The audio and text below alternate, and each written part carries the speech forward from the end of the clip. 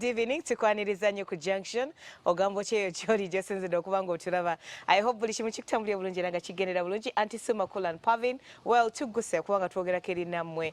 The nitty-gritty is the things you need to talk about. Obwo obuntu obutono naye nga buba affectinga nnyo ate nga toyina gw'odiscussinga naye. Well, we are your buddies, your friends that are here to help you with those small discussions. Remember abateekamu akasente be banafa ba AVN.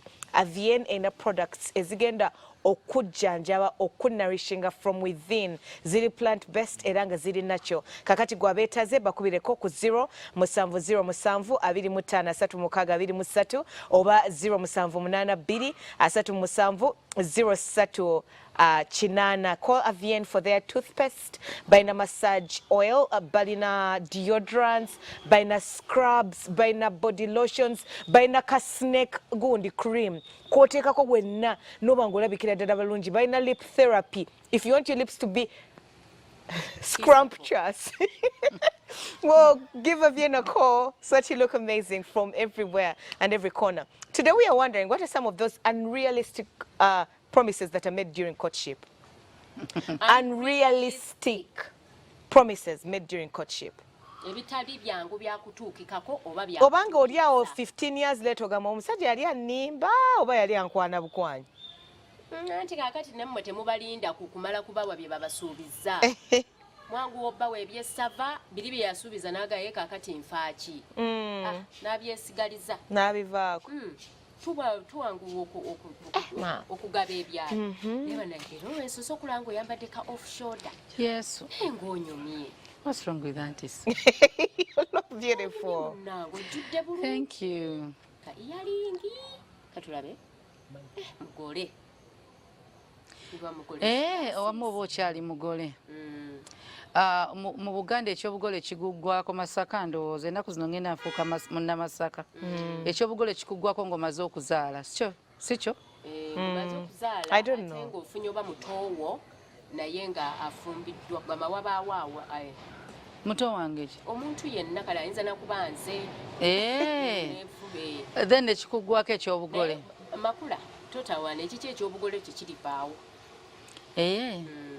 Ewa baby ndi mugole paka fule paka last uli mutuufu nnyo. I thank God. Ebisuubizo byo abikuwa. Ebisuubizo bye yansuubiza abituukiriza. Nebaza Katonda that I'm married to him. Siri mwangu. That's good. Yagamba olinamu eddalu lingi. Teri muntu mugezi atali mulalu tebakulimba. Abagezi tuba balalu. Naye sirina eddalu lyakuba mayinja. Eddalu lyaffe tetuli bantu bano be bagamba nti kyangu mulemesa okukola kyayagala. You know what you want. I know what I want. Kati waliwo eri eddalu eddungi nti mukyala wange mumanyi bw'aba alemedde ku kintu agenda kikola. So naye nebaza Katonda nti myaka abalala mwe baagala okwetugira abalala gye balowooleza nti buli kimu kibi abantu babakyayo abantu babaleseewo nze Katonda ampadde abantu. I have people here in my home. I do have people. So nina okwebaza Katonda. I don't take it for granted. Waliyo omuntu essaawa zino nga yeggalidde waka alowooza teri amwagala oba talina amwagala. Anti tutera nnyo okufokasinga ku be twagala nga batuleseewo ne twerabira abatwagala. Ate n'ekirala ekyo kikozingibwa because we don't communicate our feelings. Tuleke okuswalira mu bintu bya love. Tell people you love them now. Simple. Just say I love you. Abantu balinda kuwanda bannaabwe nga bamaze kuwummula. Nze ngenda kola eddame nina besaagala kunziika tebalabika nako tebajja nga beesesa simanyi biki. Aneda saagala hypocrites kuwa speech kulowooza abantu nti balumiddwa nnyo ate batwala obuvunaanyizibwa batalina tutwala kubanga bajja kuba babulabe eri abaana bange.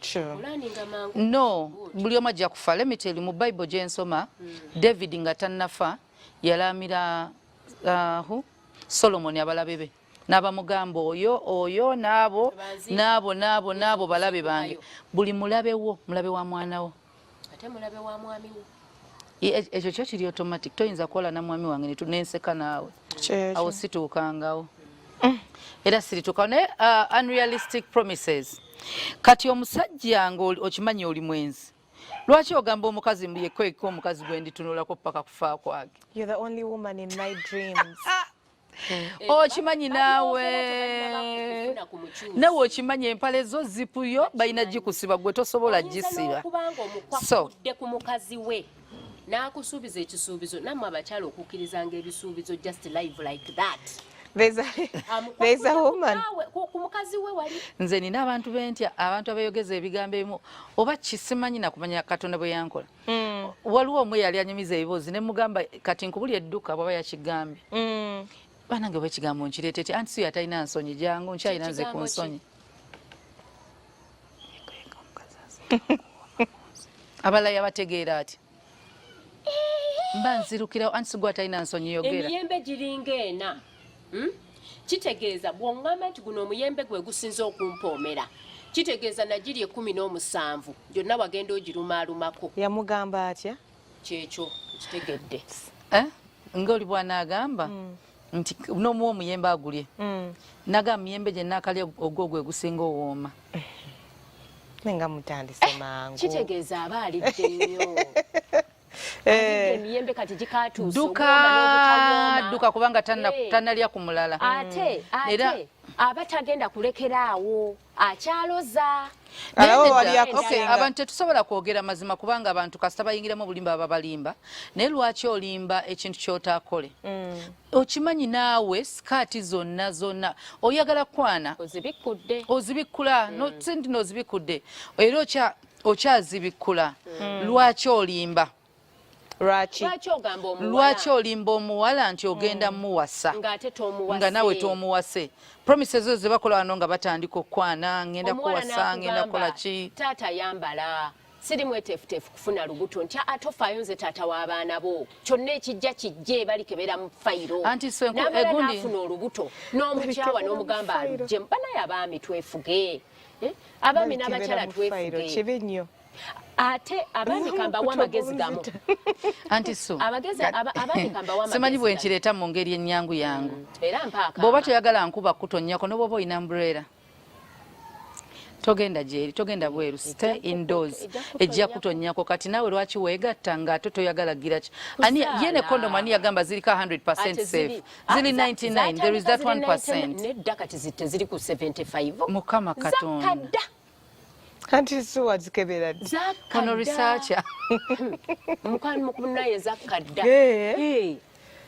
kirabika gundi wenda atumisenga. naye nina kye neebuuza abantu bano be beegatta nabo ne kondomu ez'obwereere omanyi wali ez'obwereere waliyo n'ez'ebitaano bambambalana nnyo omulundi gumu kitegeeza omukazi tomwesiga oba webaka naye ki n'eddakiika 3-2 abamu tebaziweza naziweza ki kyonoonya obwenzi bwaki kata katikitiki kamu n'ekitundu gye bali bakampuluseeko nsaba kunsaasira ng'ekibaata nerima ne ligwa eri ng'ekyennyanja kye bajja emmazzi kati obadde ofa ki tulekerawo bambi okulimba obwenzi bwaki obwenzi bwaki munoonya ki kyekyo mulinga abasima golodi wano n'omusimawo taliiwo n'osima awalala n'osima awalala munoonya ki bakwata nseenene bazijja nateete nno kale oteekako ekitaala n'olinda zijje naye gwogenda n'ononooza n'owunyiriza mu buli mpuku kiki what is up terasi naye bannange obeera otya nga teweenyinyala ng'ogenda bavudde musajja munno ate obasanga nga benyinyala ebirala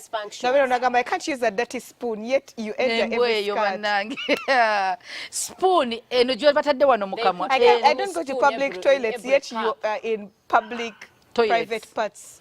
eyo nayo toilet mulwala enziku naye abasajja b'ennaku zino tebalina bujja. Omanyi edda nga tuli ffe omulembe gwaffe bateranga amazzi mu kataasa n'owono n'anaaba nawe n'onaabiramu ye mukazi gwe ndowooza omwenzi bwali. Byali biseera ki? Nze nkulidde ekyebando mu ghetto. Well, one of the things that I think are very unrealistic that I say that are said. Atujje ku mboozi. Kale mujira mujimaliza. Tusasire. One of the things that era nze nkola report. Nese mirimu yege mazima sweet. So one of the things that are said during courtship that are very unrealistic are I'll be a source of happiness. No one can be soulmate. No one is anyone's source of happiness. If I am not happy, nga banzaala ndimwe ennaku. Makula ne bw'onookola ki anti so ne bw'onoonjagala n'ompa buli kimu kyonna kyonna nja kusigala nga ndi kakazi akakolimakolima. I always want more. I like that. Besides n'abirivinga ekyo aba alimba. No, omwana ono wasanga already musanyu. Let me explain this. Let me explain this point. Yes, let me explain this point.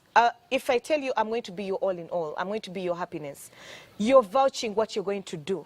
But is the other person willing to take it in? You're literally giving me your life entirely. Is the other person willing to take it in? Because there are people who have done it all. Nagamba nze njagala mukyala wange n'obulamu bwange bwonna bwonna ngenda mukolera buli kimu naye ng'omukazi bwe buzibu. You as a man or you as a woman, you've done your part, but your spouse is the problem.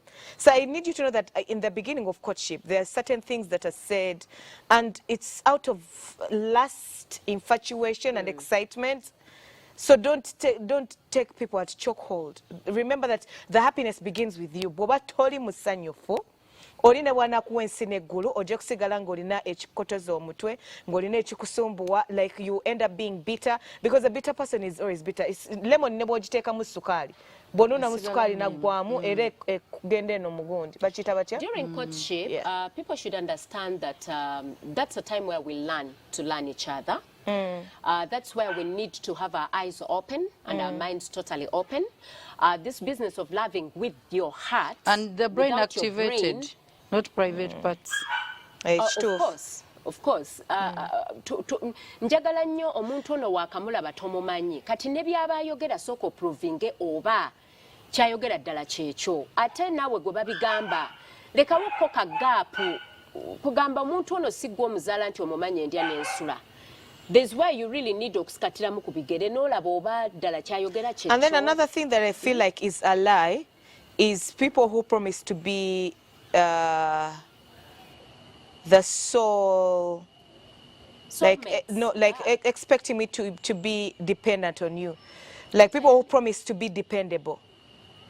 Tebakikulimbanga. In all the years that I've lived on this planet Earth, I have seen people want more regardless of so much that's given. Because buli wojjako, let me give an example of we get married.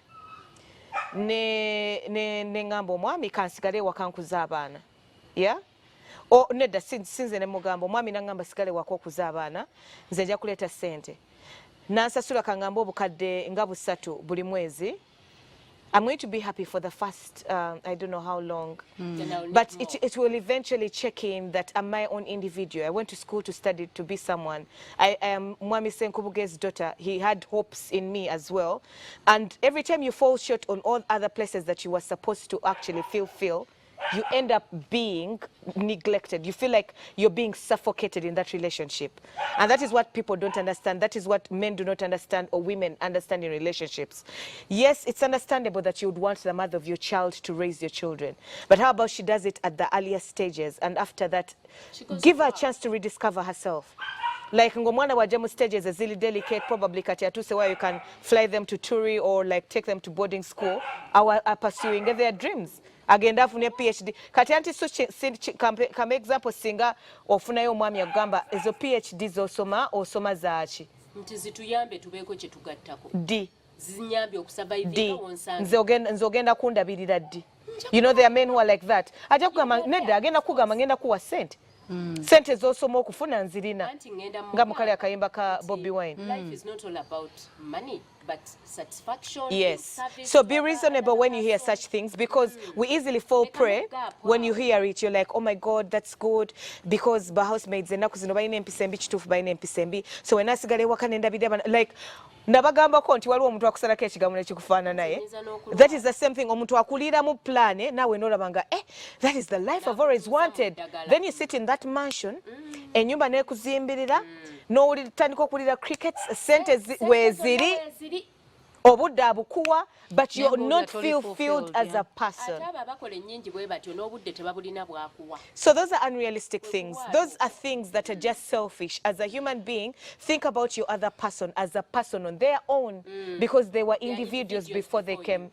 Endala promises zensinga okulaba abantu ze balimbiramu ziri ku wedding vows. abantu balimbiraawo.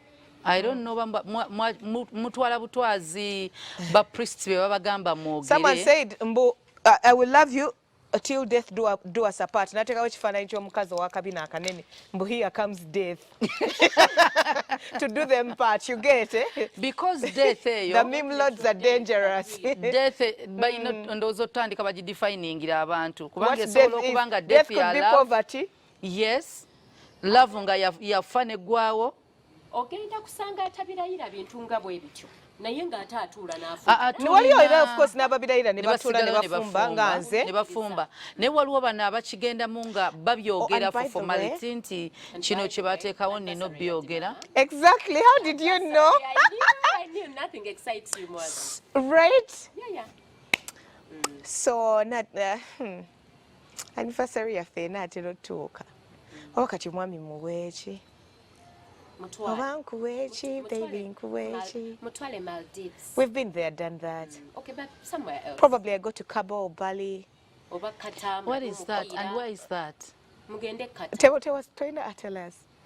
Atlas, Nina Google. You can Google. I want to go to Cabo, Bali. What is special? What is special about Cabo? Cabo? You said Cabo? Bali? Bali is in some bits of Malaysia. Yeah, very expensive ticket, but the hotels are manageable because it's a tourism destination. But it's beautiful. It's nature. It's still preserved. Omanyi, tweyonona nnyo. Ekibi neboa. Eh? I get bored so easily. Simanyi kutunuulira miti n'enjuwaana. Yeah.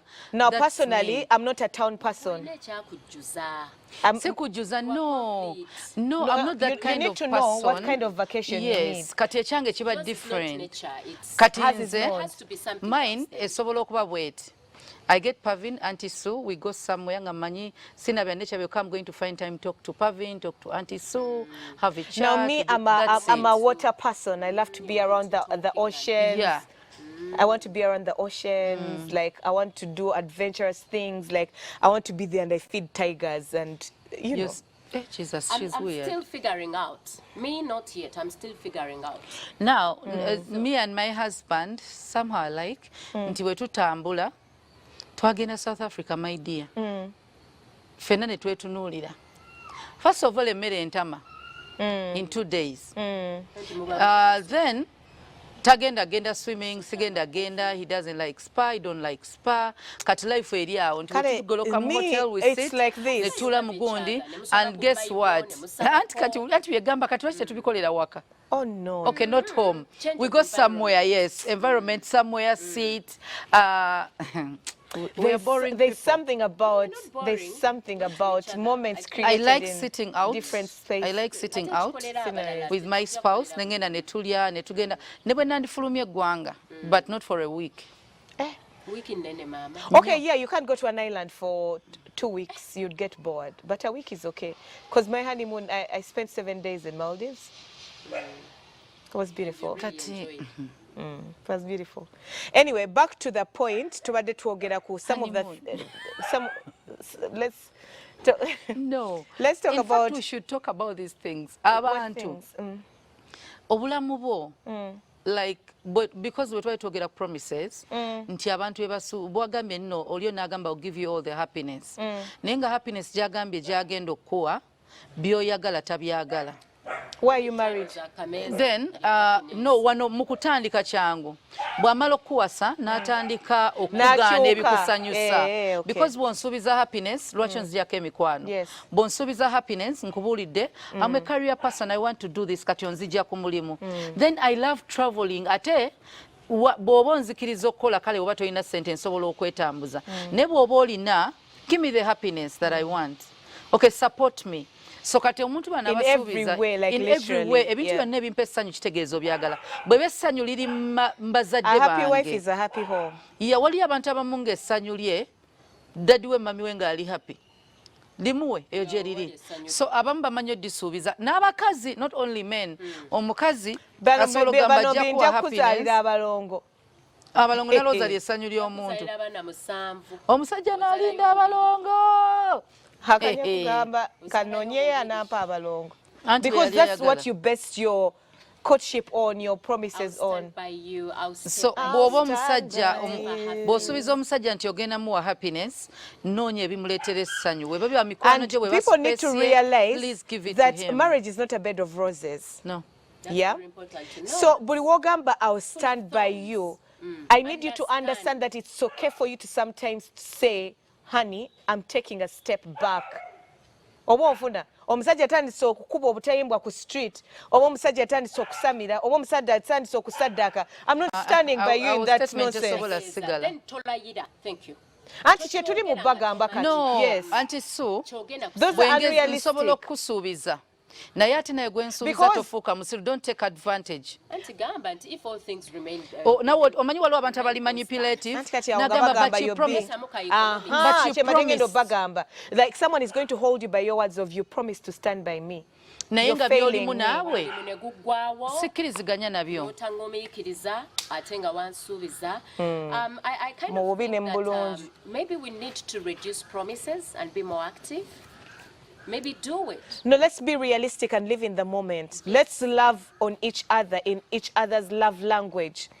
Understand that Makula loves chicken noodles and Java's cake. And andika kugama nti nze ne wawawo olutalo nja kubatta bonna mbamalewo. Nedda sweet ngamba ojja kundeetera noodles na cake.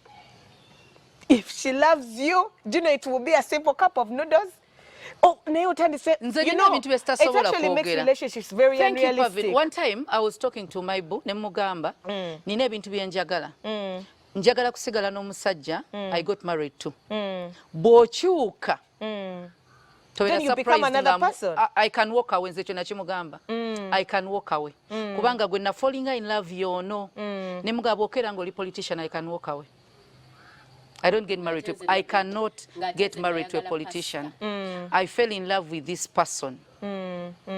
Kiyinza otwala ekisa kinene nnyo nze okubeerawo simanyi nakyo kitwala, but I don't want a politician for a husband. But do you remember that one time you said you don't want a pastor for a husband? Kati kino Katonda akintaddemu naye ye kati naawo njogera naye Okay, omaze luli byali byange njogera ne Katonda nga Your simanyi ye own dreams. destiny like ng'omwana ogamba I want to be a pilot, I want this. Katonda naga no, this is your what is path good and for this you. is yeah.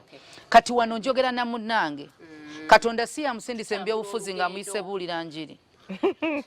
Maybe agenda bulira ba mu parliament. Agende yabuulire, agende mu parliament, mu fellowship za parliament abuulire, bamuyite mu state house agende atule ne president ambuulire enjiri, oba ani agende naye ye tagenda kutuule, yani anamubuulira enjiri. Ateseze ensi yonna gy'abubadde Kati nze saamusuubiza nti ndibeerawo. Era yes, naye yennyini nnyini alina bye yaŋŋamba. Nga oba akyuse, ng'akyuse. Si mu buli mbeera mukwano nti nja beerawo, ebyo bimu bya bulimba. Bw'okeera nga nafumbirwa musimba n'otandika osamira. Oba ne discovering nga amanyi olina gy'ogasukoola. Olina amalala gy'ogajja ng'osadde akambunga ndibeerawo. Ezo promises zikolanga. Those are unrealistic. Naye era yaŋŋamba nze n'okeera n'ova mu bulokole n'osamira. ebyange naawe mmye. Kati ebyokugamba mbunze teri kiyinza kutwawula. Bambi mubeerawo ne mwogera ebintu. You even do blood pacts. And bukansala omusayi nguteeke ku gundi naawe ogunywe. Oba relationship kirungi nti emboozi gye muba munyumya eyongere okukakasa omulala nti kino kye nandyagadde kino kijja kundi. And the other thing is, I'm always telling people to set standards that you can maintain from the beginning. Because every time you set a standard that's unrealistic, etuka ne kumenya, then nofuuka omuntu omulala ku kwoli gwe yayagala. But if you realize that it's simple, what Pavin loves is just to simply be happy. What makes Pavin happy? This and this and that. What does Pavin love? Pavin loves her father. Okay, and some other people. Let me make Pavin's father happy. Obonfuna. Simple, achievable things. Notaja notandika okungamba nze ngenda kuwa ekizimbe mu Kampala. Nze ngenda kukolera kino nekino. Ngenda kusaba ekizimbe okanula amaaso nkulekewo. Because that's the standard you set. True. That's what you made me believe, that's what your love language is. So every time you don't give it to me, I'm assuming that you're giving it to someone else. If before, now let me give a scenario, like if I was hitting on you, netandika okubanga nkuwa 5 million, and then we get married and you start giving me mbwanti kati tu planning the family kankuwa mitwala abiri, friend. I'm assuming someone is totandikire, be yourself. Towetika kyota asobole. Waliwo abasajja bakikola.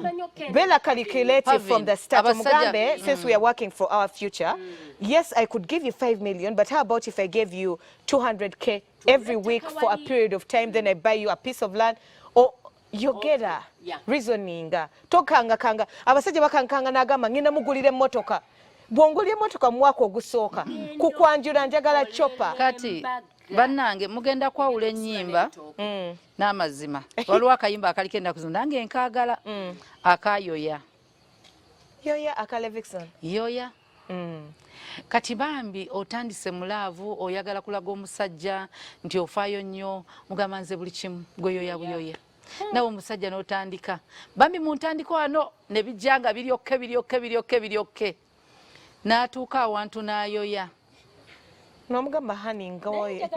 Well, okyali ku Junction tukyagendera ddala maaso era nga twogera on some of the unrealistic lies or promises that are made in the beginning of courtship. Toval. Okyali ku Junction tukyagendera ddala maaso era nga twogera on some of the unrealistic promises that are made in the beginning of courtship that need to be stopped. Tongamba nti ojja kumpa buli kimu nentuka nenkusaba nongamba ndi muyaye ndi mukuzi. Oba ndi materialistic. Ndi materialistic, exactly. There could be a scenario where tekawo limiti nga tutandika. Waliwo abamu nga bakyalina naye nga because kye yasuubiza tasobola kituukiriza mukodomu ye wali yakyogera to impress me. Oba nga kye yakwagalamu yakifuna. Akimanyi tokyalina gy'odda. Tetusobola kwogera mazima ne wandiyogedde n'ogamba omuntu njagala kwebakako ne kiggwa. Sagala na bufumbo. Omuntu ne wabanga ayagala kwebakako bwe basi era munnanga ajja. I just want to have fun. Period. Tosuubiza mwana wa bendi no wasting 5 years nomala n'omusuulawo. I want you to be the mother of my children. N'oboba tondese na lubuto owestinze obudde bwange. You've added on my body count. Obudde bwange buli bwe buti. Obudde abalala bonna mbagaanye nga mmanyi essubi lyange liri mu ggwe. Kati okutonsuddewo. Ntandikirewa then emyaka gino gye gigenze n'okula kwange enkuze okaddiza ebitundu by'ekyama byange kati oyagala onsindika ewaani. Gwe wateekayo byaki? Gwe lwaki waŋŋamba ogenda kumpasa? Omuntu okugaa nti kuwasa. Anti Sue, promises zino zituletera okwesiga abantu n'essuubi. Nyinza okuba nange nakola ensobi kati to ridingira ku nsobi yange. And the other thing is, be a person of your word. Twakyogerako nga tukola ku show eya bano ba single mothers. Oze osanze mirembe jange. I've been doing this in my own way. Like I've been managing my kids, without my payment without you. No yingira muno nimba ngenda kwagalira bana bo njaba wereza school fees. No disorganizing no nyimusa ebirowoozo byonna byonna. No malabana tokyabagala. Notandika obba complainingako abalala ne mutandika okwana abawala b'abandi. Like it's really absurd. Like it's very selfish of you to make promises based on your private parts. Just ngamakula bwagambye, if you just want to have fun, say it, period, move on. Let the person be willing to give you or not to chite. Niyo muto mwade hopes agambye bana yabana bange bafunye tata. I've gotten companionship. Sinagamba nti bafunye mba kwanjuddemu. Abaana ne balowooza nti mama waabwe yeebakana buli omu. Nenga nze nkwesize nga ndowooza bambi ogenda kubeerawo. Let's take a bit of time to trust, especially nga you're going to introduce your person to the children. Children are very vulnerable. Goyinza okulanga olumiddwa nnyo naye you can patch it up. Naye abaana baba balese gap batandika okulooza ne mami yalemwa daddy wa. No. Ate no kati kisingako kutwala obudde. Ate abaami ekintu kino kyemuwoza hit and run mumulanga ekintu ekitono. Naye omenye emitima mingi. Mugenda n'emitima gyaffe. Kubanga singa oba oli awo toyogedde bigambo byoyogedde nandibadde sikwagala nga bwe nkwagala. naye n'obyogera muli ng'oli sure nti olimba ndeetera okwesiga mujja baleetera ebikolimo bimulizaala olw'amaziga ge muzzemu mukuŋŋaanya a jar of hearts. You have fun. Anyway, kwali kolima nina omuntu lumu gwe nagamba nsaba Katonda akuwa omwana omuwala yengeri yokka gy'oyinza otegeera obulumi bw'empitamu. N'amumuwa omuwala. Another promise. Bangamba yazaala omwana omuwala Sara yange yatuukirira. Omanyi taata namusonyiwa ya ne byali mu busungu leka nkuwulire Antisu omusajja abanga omusajja sugar daddy akozesa omwana w'abendi ng'asoma neerabira nti alina omwana omuwala osobola kitegeera nga bakikola muwala wo teri taata atayagala muwala we kati bw'oba ogenda ozanyira ku baana b'abalala oprotectinze otya owuwo kubanga bw'onooba eringa osaba nti Katonda taasa omwana wange waliwo kakamimu kenalaba ku social media ng'oli agamba nkusabira ofune omukazi mutabani wafune omukazi nga ggwe like nga naye alaba mukazi singa afuna omukazi then why are you a bad woman or a bad wife nga toyagala mutabani wafune omukazi nga ggwe so naawe oba olina okulowoozaako ate waliwo n'abawala abazanyira ku balenzi si balenzi bokka. Another unrealistic lie that is told in the beginning that I've been dying to say for the past 3 minutes is stop saying that I love you the way you are. Njagalanga bwendi. Nti nkwagalanga bwe. Nze baby nkwagala bwendi tofaayo. Let me tell you, for everything to work, you need to work on it. Otherwise, if you let it go, because when kugama nti Makula, I love you the way you are, you won't want to change, you won't want to be corrected, you'll be comfortable, you'll be untouchable. Remember, bwembanga I'm evolving, bwembanga nkula status ekyuse, you have to embody that status, you have to change and become that person. But since wangama nkwagalanga bwoli, you're a lawyer, I'll come to your office to drop lunch in my pum pum shorts. Because you said you love me for who I am. Things are adjustable. Yeah. Things are very adjustable. Like there are things that need to be worked on. Especially character. Relationship matures. Nti bwatyo bwali omubiri gwe tokyuka yes tokyuka nnyo naye waliwo omuntu nga enkula ye nga bambi ye ali insecure ku mubiri gwe oba ku ekikula kye nenga gwogamba no it's okay. And then some men say I love you the way you are namala okuwasana gamba why don't you go to the gym right togwako mu kizigo like I never turned kuku like but you told me you loved me for me like you told me you loved me the way I am kati nkole ntya. We should avoid saying things we don't mean. Just understand that that word will not go back and that word is a seed that you're planting. Ate tugambe bannaffe ebigambo naffe bye twandyagadde batugambe nga tetubituukiriza. Abakyala bangi baagala nnyo abaami batuukirize ebisuubizo byabwe naye bakyala batono nnyo abatuukiriza. Wano nja kubeererawo nja kuzaalira abaana nja kuyonseza abaana. I remember the joke my husband cracked. Okay, it was serious but I laughed. Ndowooza nasula nseka.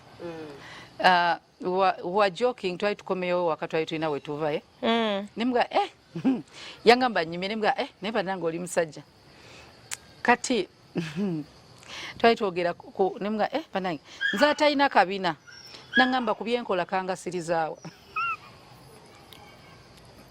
Sinti promoter wa nyimba nti yeetaaga video vixen. Yangamba mu byonna byenkola kandi ngasirizaawa mukwano. Naseka naye nyini naseka like yali yes it was so funny. Kati nagamba statement was not just a joke. Yeah. Yangamba mu byenkola kandi ngasirizaawa. Nengamba oke musumba nakabina ndoza kayinza okukola. MD wa radio yakakolera nga omwami anyway nenkivaako bwentyo so nze wange munange yatwala bwati era kyekyo MD wa radio yakkiriza n'aguma abwongo azimba naye business azimba naye buweereza and so akaina bwe kajjira si kubeera insecure naye wabawo jokes nawe z'okulakinga ne banno munange kasuna kaze kasuna busunyi mukama awuliriza essala z'abasabi Kale kasula na busuli nze simanyi wateekako kongola mabeere ne gakula tikaba konkoba kongola kabina akatete kayina engeri gye kakulumize swiri ennaku zino njawula nange neeremye okwetegeera weesiiga ebizigo nedde omanyi mami teyanyiga mu buto kati omwami yanyiga you guy leave me alone musipi gwannyambako nange essence niyo baba bakikaleke muwamba ennyama eyali erina okugenda kabina mukama ndowooza ate yafa nnyo ku ntumbwe zino eyani eyo gyentambula anti just oyagala tukuwane bwanyi fokasinga ku ntumbo yena akabina anti simpozi I told God mukama ddamu mumbe naye sina shape niga mukama wantonda kyaggwa naye ddamu mumbe bupya ndowooza esaala omwami gy'abansabira kuba kati nze mbeera na musumba ate mu S3 mukama nentandika okukogga nentandika okwawula luli nga saawula nga simanyi lwapanjinjisi kubana nasomera Trinity College na Bingu kati nga simanyi ekiwato kiri eno omugongo gukomyewa kambabuulire nabambe nali saawula nali munene nnyo nze ng'ettama liri liti nga buli omu aseka ndowooza bw'otulaba ogamba eyo gye nali yefe past ye that is my past nentandika ogamba mukama nkoyo okumbuulinga nkoyo okuntizi nga ddamu mumbe bujja kambabulire nze I am an answered prayer naye omusipi nakanya nnyo omusipi guno katusibe musibe misipi ogenda kwawula njawula biki musibe emisipi ozi n'obutiiti wa fe obutiiti okesibanikabulira mu lubuto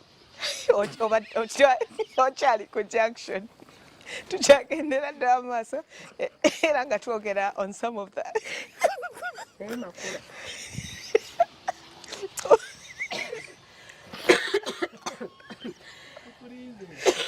okyali ku junction okay mukikoze baaba wangi maama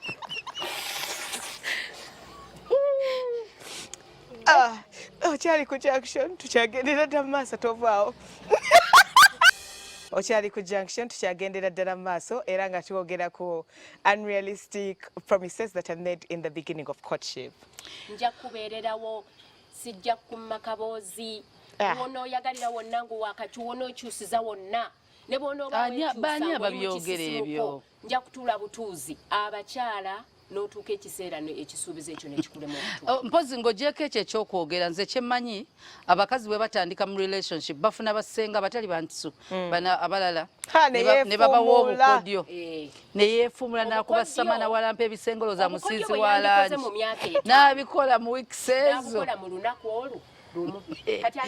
ey'okusatu ng'ebinywa bimuluma naye awo ebyokusatu abamanyidde ekimukwana nga okuba sama anti so ne bwe bazzu eyokusatu omwami aba naye alekedde awo ebisuubizo bye tebakulimba kasitoba omumanyizizza okubeera nga kale tuleme kusuubiza bannaffe ebintu bye tumanyi bye tutasobola kukola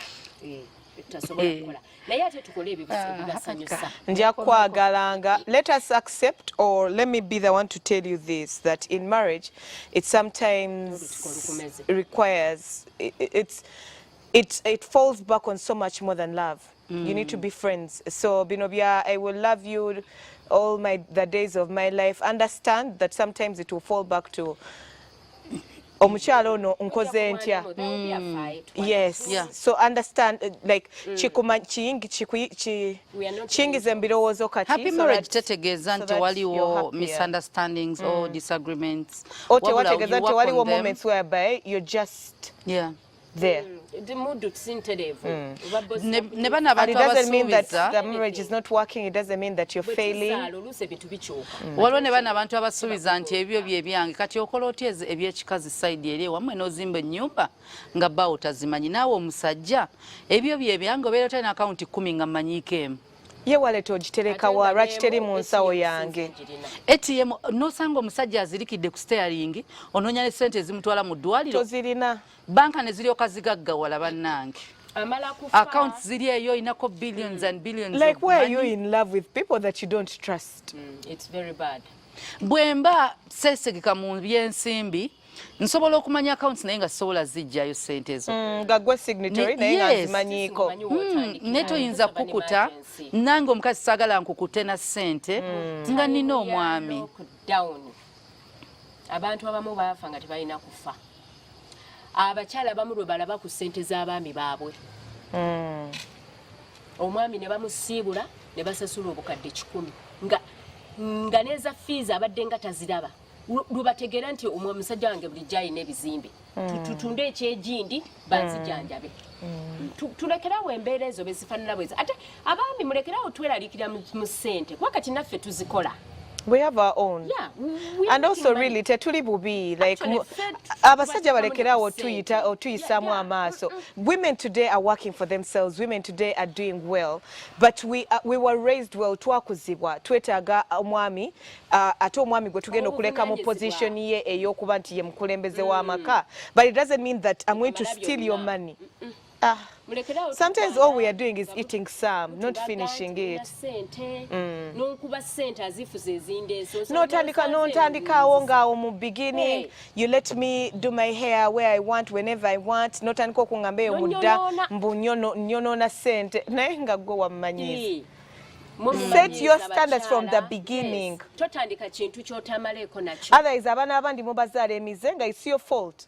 N'obulenzi obuto mulekerawo osuubiza bashuga mami be mwagala nti mugenda baagala era mubaagala era mugenda wangala nabo. Ne baana abate babazaalidde. Katonda y'ensibuko y'amagezi alina ensonga lwaki yasooka Katonda musajja kitegeeza omusajja mukulu omukazi yajja luvannyuma. Kati ebyo mutusirwalirako mbeera laavu simanyi ejja wangala nze simanyi age is just a number mwerimba. Toyina mwana n'omu ku nsi. Ne bw'oba omulina anti so reality egenda kujja omukazi ono olubuto lutandise okwezinga amatama gatandise okwezinga naye nga gw'oli jjukira abasajja bano gye bakoma ofuna ssente n'embeera ennungi n'okunyirira n'okudda obuto. Ate okawa ssente gwe okawa ne ssente ne kanyirira muli kyokka kalimba omukazi nti kagenda beera naye waliwo n'abamu be balimba nga mwetaaga olimba basobole okufuna ssente zammwe. Ne weeyambulira otya omwana omuto? Zero shame. Ate ennaku zino simanyi ki kati n'abawala beeyambulira kumpi bajjajja baabwe ofuna iPhone. Gye bali yesi. Katonda omuntu w'emyaka gyo gy'ali. 50 years is young. Nga ne bwe bakulaba naye ensi tegenda kwekanga kutandika kulowooza kino na kiri. Gaba bazzukulu tubaswaza abaana be tuzadde tubaswaza. Kifuna ekyana ekite oba mulenzi muto ofuna omuwala omuto oba mukazi mukulu funa omusajja omukulu omuntu atakuswaza nga n'obwotambula naye towulira nsonyi. Ne buno obulenzi bw'okweka olinga agenza ogula akapiira akalenzi toyagala tambula nako. I know. Owulira akakuswaza naawe omulenzi tosobola tambula na mukazi mukulu owulira akuswaza kati mukola ki babiri. Abaami oli wa myaka 6 ne weerifa kuko myaka 21 kibi nnyo agenda kakuba kufiira okwo muloogi mufiira miguwa bana etwesaasireko. Aloga nalabe mpapula z'amawulire kuba kali kalaso omusaayi gutujja guti bwenga kakanda kuwaana nawe olowooza okyali wa myaka 25 ogenda okuwulira ng'enkizi bazitadde. Enkizi zeki sijja kulambulula. Olaba kikulemye olaba kiganye. Enkizi ye spinal cord. Bambi ng'etaggulu kuseyo ate oba tofudde. Yeetaaga mukulu munne amutwala empola mpola. Waliwo n'abakulu abatawera. Naye era aba mukulu munno era speed tejja kubanga eyo akakayingira mu race. But still, you guys, let's respect each other. Let's let respect your us ancestors and let elders. us base our Don't sleep with relationships them. and our Friendship. everything on realistic things. Katonda yekka yasuubiza n'atuukiriza. Ate era Atuukiririza mu kiseera kye. People fail. So even if I promise with an intention to fulfill and I fail later on, it doesn't mean that nakulimba. Probably sometimes I've just failed. Tekitegeeza nti love eweddewo. Yes, there's some things ziyinza okuba nakusuubiza mu myaka 5 nja kuba nkuzimbidde ennyumba nja kuba nkoze kino ne bigaana. Ozaddemu abaana 5 ne waffe tebakumanyi. Ekyo tewalimu olimba awolimba n'okwanjula ne kugaana. awolimba naye awolimba genda tuuka ye waka gwe ng'omuntu totwala bintu oba tozirina obagamba omwana nze mulina mami ne daddy. Yes, n'abantu 5 bangi ekintu kino anti so ekintu kino ekyokukyala kiraga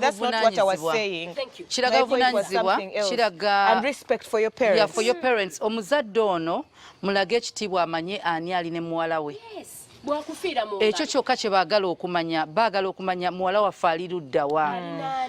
Abazadde bonna si nti baagala ebintu biki nedda, ate abazadde abasinga si bye baliko. Naye omusajja omuyaaye ayagala n'atwala ye kyatwala nga gw'oluzinga buluzinzi tolina kyomufunamu. N'okuŋŋaanya n'osiba faamu y'abaana tobakuŋŋaanya tobalabirira tobalondola kumanya wawe basomera. Ate abamu bali mu kuwagibwa, abantu abamu ababawaga mikwano gyabwe ne beerabira nti gwe ekitiibwa kyo kiri mu ggenda. Recently naye ku Soul TV ku makya mu Musunsuzi ne balaga omusajja ali Butaleja ng'alina abaana 102 n'abakazi 10 ng'akyenyumirizaamu nnyo ng'ayogera simanyi obusawo bwa kawunga bwe balya. I looked at the man nga nawe oli musanyufu owooza abaana mbawa akawunga n'ebijanjaalo obeera n'omukazi omu n'akulema okuggusa ng'oyagala kukola linnya ogende mu record Father Abraham had many sons. Abraham yalina twava omwo naye kibi nnyo beera muntu wabuvunaanyizibwa. Omuzannyo gwa sex oke muguyita muzannyo naye obuvunaanyizibwa bwa sexi tulekerawo obuzannyisa Katonda even aside from all that, we need to understand the importance of relationships and companionship. Companionship and friendship should be built on realistic, truthful promises, things that are achievable, things that you can do. Ebirala byonna bijemu nga bonus oba onfuna like omuwala wamugamba this and this and that, then later on I'm surprising with something big. Wabula tojjayo big guns as if ogenda kulwana lutalo. Yes, like just build a friendship like based on things that this person is going to understand you on, like nkutegeere nkufune. Naye mu promises zonna abantu mba muzikola mujje mu Katonda temuzannya na Katonda. Togenda mu maaso ga church, maaso ga musumba, maaso ga priest n'ogamba nze ndayira mu maaso g'abantu ne maaso ga Katonda nti omukyalo ono oba omwami ono mutwala ngenda kumwagala obulamu bwange bwonna. Don't. ng'ogenda kubeera mu baana Don't. Well. Obadde ku Junction. Tubagala nnyo. We appreciate you. Take it to our Facebook page and give us your opinion in case you have any. But until next time, kumunyo tovako. Bye-bye.